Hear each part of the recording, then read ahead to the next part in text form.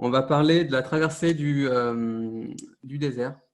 Comment donc affronter cette traversée du désert lors d'un lancement de site Internet. Aujourd'hui, tous les consultants, propriétaires de sites Internet ont déjà rencontré en fait cette traversée du désert. On met en place le site, on le met en ligne, on publie des contenus, on obtient des backlinks et malheureusement, on a cette période d'inertie qui est plus ou moins longue, de plusieurs mois où rien ne se passe. Malheureusement, même avec toutes les bonnes volontés du monde, Google ne nous fait pas bouger de la SERP. Et donc, on va voir aujourd'hui comment finalement réduire ce temps de traversée et comment finalement trouver l'oasis au milieu de ce désert. Et ce chiffre 65, on verra ça en fin de conf, pourquoi finalement ce nombre serait le ticket de sortie de cette traversée du désert. Je me présente rapidement, je suis donc Anthony Techer, fondateur de l'outil sémantique SEO Quantum.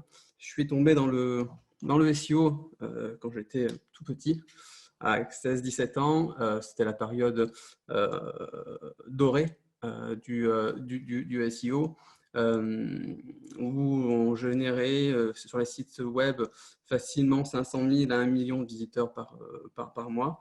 Et j'ai voulu ensuite en 2008 mettre cette compréhension du référencement à disposition de mes clients. J'ai créé une agence de développement web et de SEO.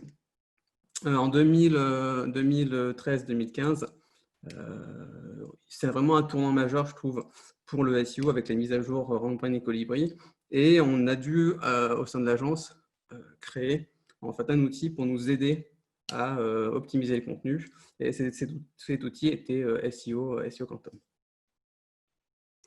Donc régulièrement, en fait, ce que j'ai appris, c'est que finalement, le contenu, pour vraiment dormir sur vos deux oreilles, le contenu doit être vraiment, la stratégie contenu doit vraiment être votre priorité. Et régulièrement, les clients me demandaient, Anthony, combien dois-je publier d'articles chaque mois pour justement faire décoller la visibilité de mon site Internet.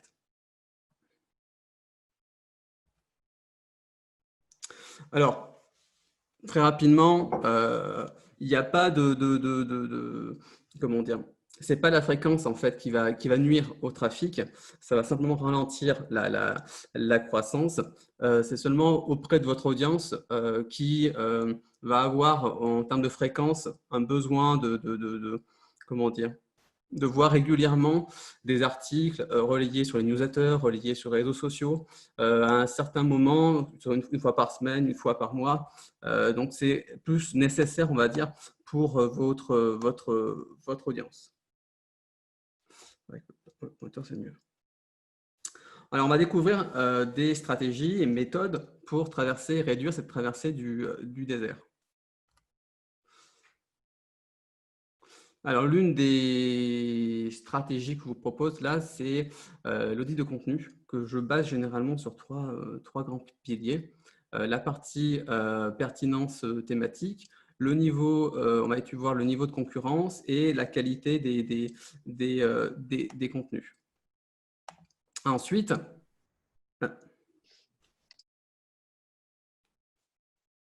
allô? Oui, nous sommes toujours là. Attends. Attends, bouge pas 2 secondes. C'est moi, Anthony.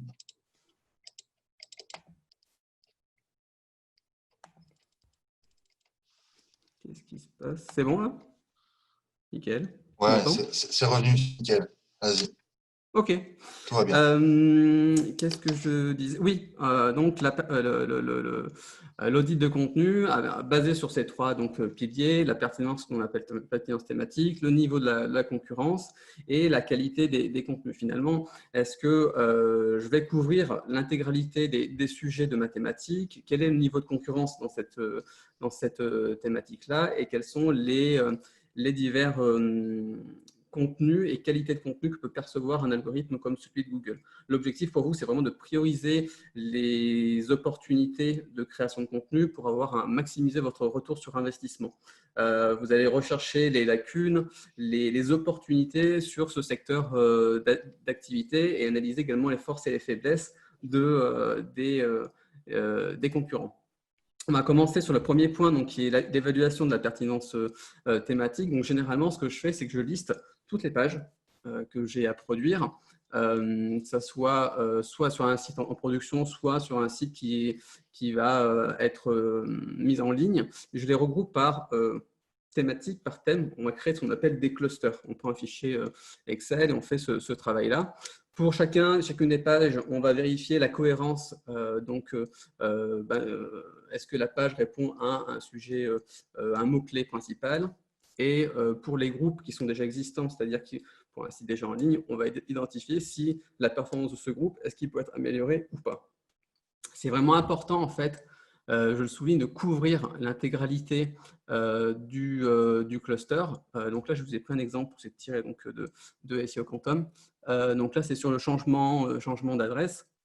Chacune des billes, c'est une page, et chacune des lignes, c'est un lien entre les pages.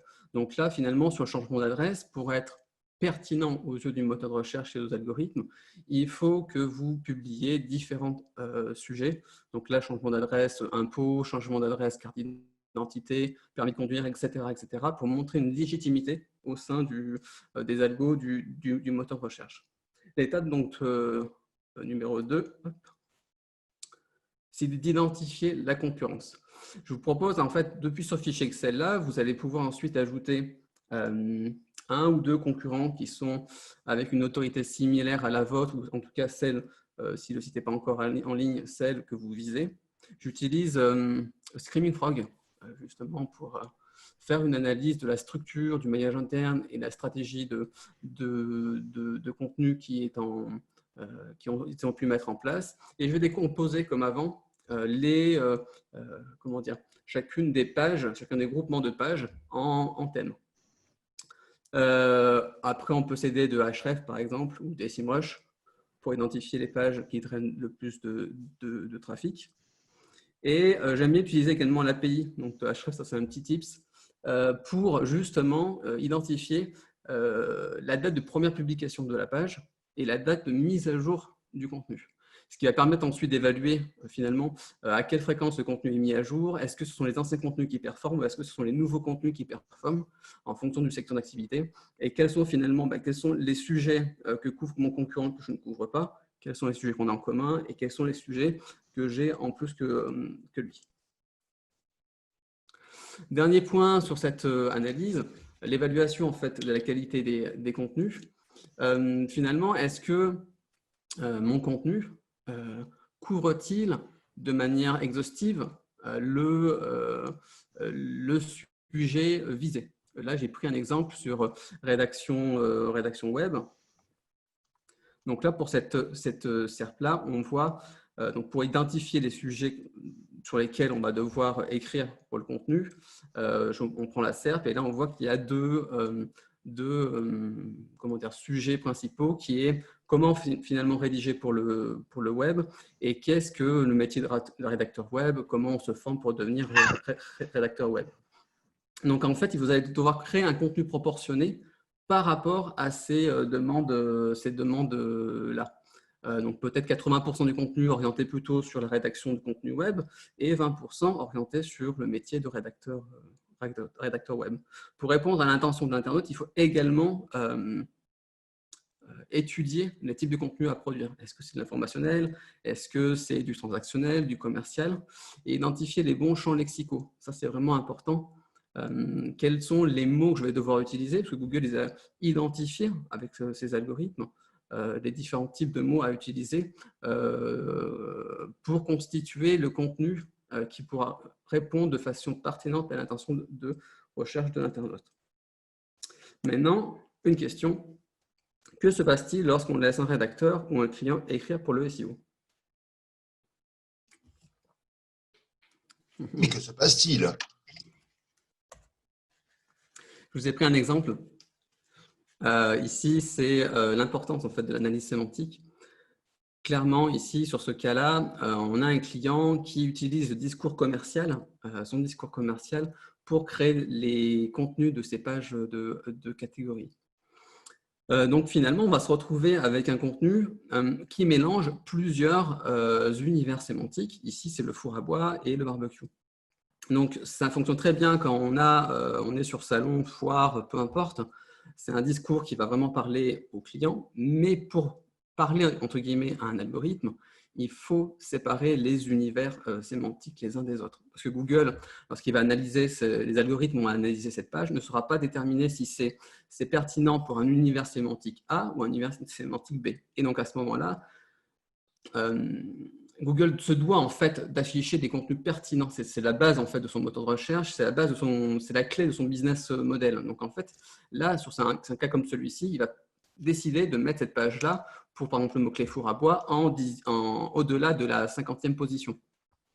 Et donc là, il faut séparer tout simplement, hop, on le voit ici pour les résultats, il faut séparer les deux univers sémantiques. C'est ce qu'on a fait ici en fait tout simplement. On a, là vous voyez en premier lieu ici, la version pénalisée avec donc gravité entre la 40e et la 60e position. On a publié une version optimisée. Donc, on a séparé les deux univers sémantiques, une page catégorie sur le four à bois, une page catégorie sur le barbecue. Et Google a reconsidéré cette page. Elle répondait réellement avec la sémantique à l'intention de recherche. Et la page est venue se positionner dans le triangle d'or, puis ensuite sur la première position sur four à bois. Même chose ici sur la partie barbecue. Donc, d'où l'intérêt de vraiment faire une analyse sémantique pour apporter finalement la réponse attendue au moteur de recherche.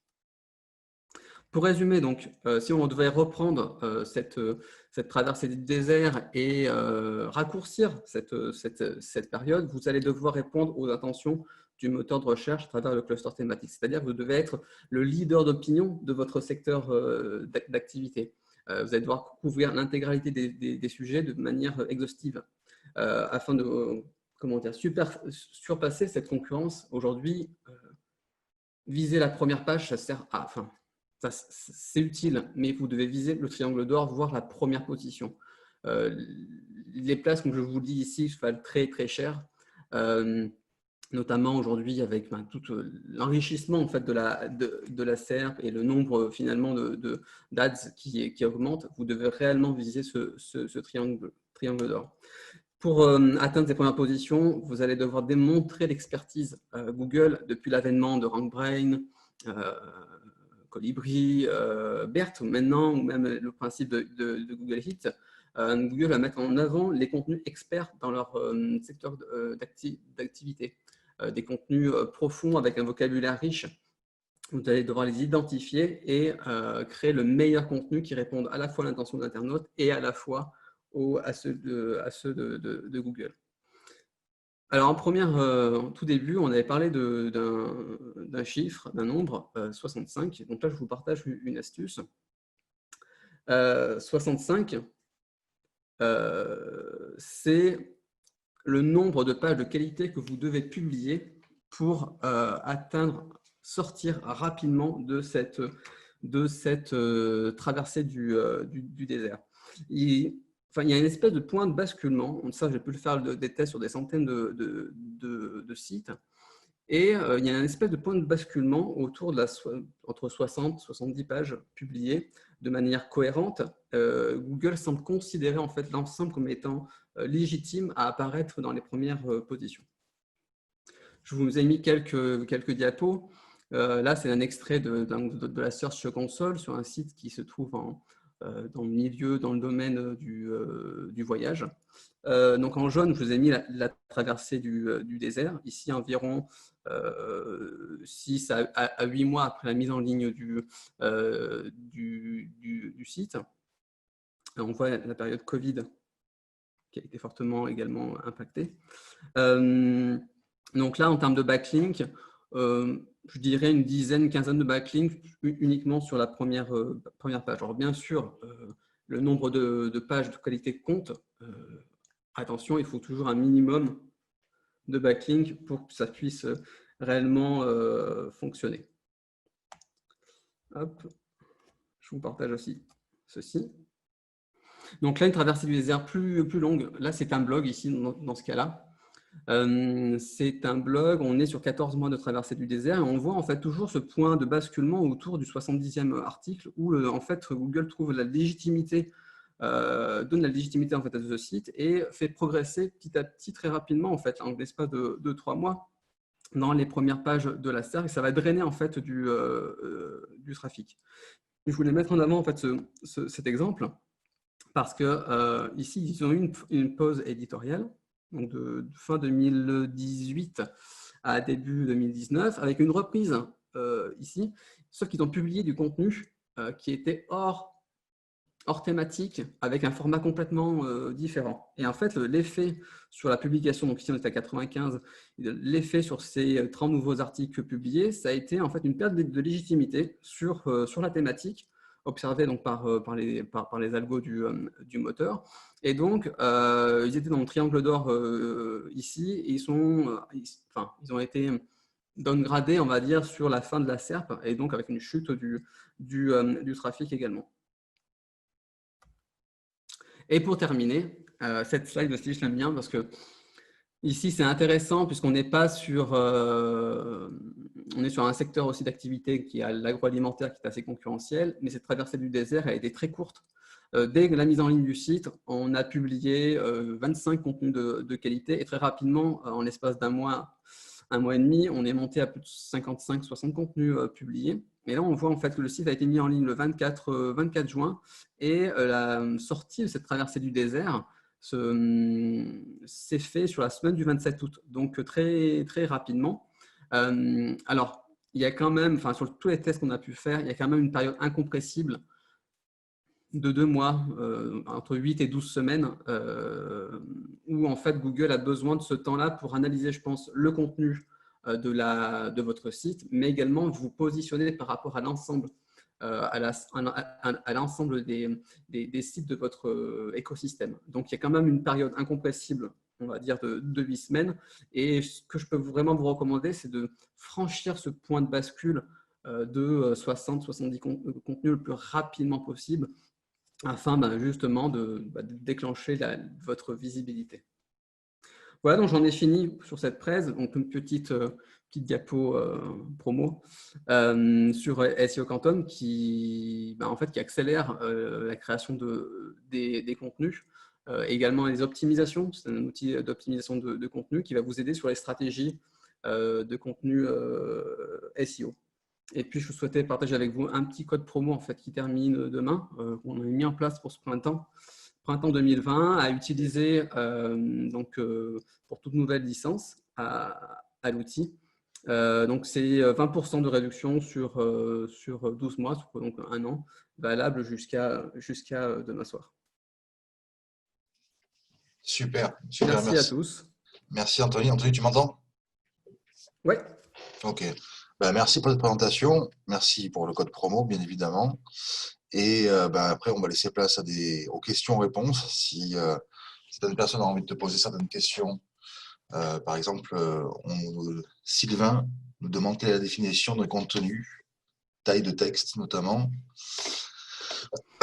Alors, c'est pas forcément la taille. Ça aussi, c'est une question récurrente, tu vois. C'est pas forcément la taille qui va compter. Bien sûr, il faut un minimum de contenu, mais tant que tu réponds à l'intention de recherche, comme tout à l'heure je te l'ai montré, c'est-à-dire que j'écris un contenu qui va répondre par exemple aux règles d'écriture web et au métier de rédacteur web, tu peux très bien écrire un contenu de 500 mots et faire mieux qu'un contenu qui fait 1500 mots, mais qui n'apporte pas forcément la réponse aux attentes à la fois du moteur et à la fois de l'internaute.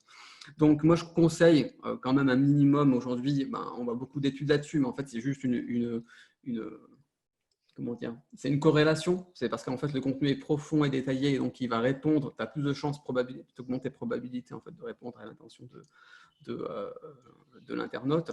Mais voilà, je vais conseiller, si vous voulez un chiffre, autour de 1000-1200 mots, mais il faut vraiment analyser la sémantique, les champs lexicaux utilisés, les types de contenus, utiliser le format du contenu. Est-ce que c'est de la vidéo, est-ce que c'est de l'infographie, pour réellement apporter la réponse à l'attente de l'internaute. Ok, super. Encore une autre petite question. On fait 2-3 questions. Je vous préviens, on va clairement shifter hein, sur le planning, ça pour la journée. Mais je ne veux pas pénaliser Anthony qui a su basculer de plateforme pour sa conf super vite. Donc, on continue avec 2-3 questions. Du coup, pour toi, est-ce que pour le AT, il faut indexer les pages auteurs, nous demande Philippe Laine. Je le conseille. Je le conseille et enrichir en fait, pour faire la version courte, on a vu en fait, on a vu comment dire une meilleure en fait interprétation de Google lorsque ces pages-là elles sont enrichies par par des schémas ou des JSON. Ça, je crois que c'est une des conférences aussi du jour où en fait on va apporter de la donnée enrichie au moteur de recherche et notamment lui faire comprendre qui est l'auteur et le positionner dans son écosystème lui aussi, puisque Google va essayer de donner une expertise à cet auteur. Donc, moi, je serais partisan, en tout cas, ça ne coûte rien aujourd'hui de faire une page auteur et de faire une intro sur cet auteur, mettre des liens vers son LinkedIn, vers ses réseaux sociaux. Moi, je suis partisan, surtout si derrière, tu te fais contrôler par la patrouille des quality writers. Donc là, tu as, t'as vraiment en fait, ça coûte rien et ouais, voilà, je conseille vraiment de la publier. Une autre question de Marvin Moriton qui dit, est-ce que pour les sites multilingues, pour toi, ce seuil de 70 pages, est-ce que tu le conseilles par langue ou séparé ou tout cumulé? Non. Là aussi, on a fait le test. Il faut réellement dans la langue, alors dans la langue et même, je dirais, ça on a pu le voir en fait sur la différence entre, par exemple, l'Angleterre et les États-Unis. Ils utilisent un vocable, alors ça c'était dans le milieu industriel, ils utilisent un vocable qui est différent. Et donc même là, en fait, pour gagner cette légitimité au sein du moteur, je conseille même de faire même des contenus qui sont régionalisés. Ça, on a pu le voir en fait dans des plans de stratégie de contenu aux États-Unis, Angleterre et Inde, où en fait il y a aussi cet effet de bascule. Alors attention, alors 70 pages, entre 60 et 70 pages, on est sur on va dire sur le francophone. Il est un peu plus haut en fait sur les langues, notamment la langue anglaise, puisqu'il y a plus de concurrence là-dessus. Donc bien répondre à l'intention bien analyser la stratégie de contenu des concurrents, répondre à l'intention de recherche de l'internaute et voilà, viser rapidement ces 70 pages publiées, mais indépendamment de chacune des langues. J'ai une autre question du coup de Felipe Lopez qui demande si prendre un expiré thématisé, quel est l'effet sur la traversée du désert pour toi?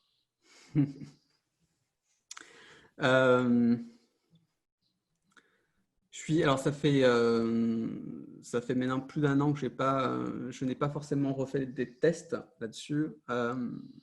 En tout cas, cette traversée, il faudrait que je retrouve des stats là-dessus, mais il me semble qu'elle est, elle n'est pas forcément corrélée parce que Google, ça dépend en fait de tes contenus. Je vais te répondre. Si tu prends un expiré, mais que finalement les contenus que tu republies ne sont pas dans la même thématique ou une thématique un peu décalée par rapport à l'ancien site, tu vas devoir te faire réévaluer. Par contre, j'ai pu voir en fait sur des contenus qui répondaient exactement à la même intention de recherche sur le même expiré que la traversée du désert était ultra courte. alors qu'on n'avait pas atteint forcément les 70 contenus. Donc, c'est à challenger aujourd'hui, parce que bon, Google se met à jour très régulièrement. Mais si tu réponds exactement à la même intention de recherche sur le même secteur d'activité, avec un expiré sur le même secteur d'activité, sur les tests que j'ai pu faire, on avait une traversée du désert qui était même plus courte en termes de nombre de contenus publiés. D'accord. Il y a, suite à ce que tu disais un peu plus tôt, on a Mathieu qui demande ce que c'est la définition d'une bonne page auteur optimisée SEO. Voilà. Si tu veux creuser un petit peu le sujet. Si vous avez d'autres questions en parallèle, n'hésitez pas. Hein, la pause, on va la faire sauter. On va attaquer, on reprendra dans tous les cas à 11 h avec Nicolas et Valérie pour la compte sur les SEO local. D'ici là, si vous avez d'autres questions pour Anthony, lâchez-vous. Hein. Aujourd'hui, évidemment. Ah. Et si tu réponds exactement à la même intention de recherche sur le même secteur d'activité, je n'entends pas. Cédric, on ne t'entend pas très bien. Cédric, 1, 2, 1, 2. Ouais, Cédric, si tu peux mettre ta question dans le chat, s'il te plaît, de manière générale. Je te mets en mute, Cédric, désolé. Je ne peux pas laisser les micros activés de tout le monde, sinon ça va être le bordel. Si vous pouvez juste bien poser vos questions dans le chat. Pour répondre à la dernière question c'est Simon. Le nombre de contenus pour sortir de la traversée du désert à publier est-il corrélé au niveau de concurrence globale sur la thématique? Oui, c'est corrélé. Alors, je vous donne le chiffre de 60-70 en fait, parce que bon, tu peux très bien, comme je te disais, publier 30 contenus et apparaître, commencer à sortir cette traversée du désert. Mais là, c'est pas un modèle récurrent et répétable. Ouais, pour toutes les industries. Là, réellement, 60-70, c'est au global. On a vu que pour l'ensemble, enfin, sur les industries, en tout cas, les secteurs d'activité, sur les différents secteurs d'activité dans les SERP, autour de 60-70, généralement, tu sors de cette traversée du désert. Alors oui, ça se peut qu'avec 30 contenus, tu vas sortir cette traversée, mais ce n'est pas forcément, comme je te dis, quelque chose de répétable. Donc vraiment viser ces soixantaine de contenus. D'accord. J'ai d'autres questions que je vais essayer de te regrouper un petit peu parce qu'elles se recoupent. C'est pour ce niveau de quantité de pages, c'est dans quelle mesure est-ce que toi tu conseilles de les regrouper en un ou plusieurs clusters, etc. C'est comment est-ce que tu vois ça d'un point de vue maillage interne? Est-ce que tu as des suggestions par rapport à ça ou est-ce que c'est 65 contenus pour 65 contenus? J'ai une petite idée de la réponse, mais je te laisse la formuler. Tu veux dire 65 contenus au sein d'un même cluster? Oui, est-ce que c'est pour toi, si tu fais juste un cluster? Est-ce que tu fais plusieurs clusters? Comment est-ce que tu répartis ça? Qu'est-ce que tu conseilles comme lancement au maillage, enfin comme stratégie de maillage interne au lancement? Voilà, c'est un peu ça là. Si je groupe un peu les différentes questions. Je serais partisan de faire. En fait, c'est un cluster qui va répondre à une thématique globale. Donc, en fait, tu peux pas faire. Enfin, à moins que tu aies 65 contenus dans un méga cluster. Enfin, généralement, les clusters. Allez, tu vas faire des clusters de 30, 40 pages. Donc là, si tu vas faire deux catégories, par exemple, enfin deux clusters principales qui vont répondre à deux grandes tendances qui vont couvrir en fait par exemple les services, les produits de ton client. Un client dans l'automobile qui vend des planches de bord et qui vend, je ne sais pas moi, des accessoires pour les sièges, tu vas faire deux clusters qui répondent de façon exhaustive à l'intégralité des questions qu'on peut se poser sur ces deux thématiques-là. Tu ne fais pas qu'un seul cluster qui, en termes de maillage, qui croise les deux. Tu sépares les deux univers. Je ne sais pas si ça répond à la question. Si, ça répond. Tac. Là, j'ai Mathieu qui relance sur la définition d'une bonne page auteur optimisée SEO. Ça, c'est ce que tu disais, Anthony. C'est d'avoir aussi de l'aspect du schema.org, d'intégrer dedans pour bien la mettre en valeur et puis de l'information. Les réseaux sociaux, ultra voilà. important aussi. Ouais. Moi, j'y vais beaucoup avec du CMAS là-dessus dans les schémas.org justement pour aller chercher le signal d'autorité. Parce que bon, mettre ton lien vers les réseaux sociaux, c'est bien. Aller préciser à Google que oui, tu revendiques cette autorité qui est sur d'autres sites qui sont plus crédibles que toi, ça permet d'activer ça. La simplicité que Jason Barnard m'avait appris ça, pour rendre à César ce qui est à César. Et également la page Wikipédia, alors si c'est possible. La page. Si t'en as une, ouais.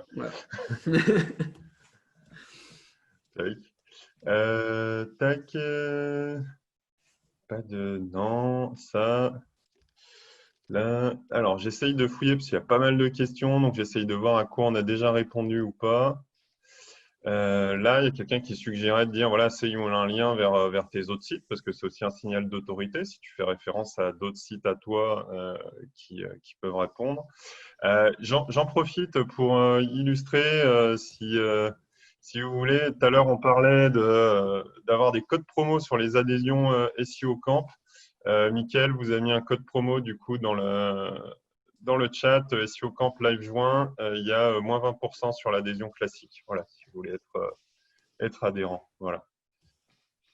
Et le code printemps 2020 est toujours valable, bien entendu, pour Anthony. Voilà. SEO Quantum. Est-ce que la page entreprise est considérée comme une page auteur pour toi, Anthony?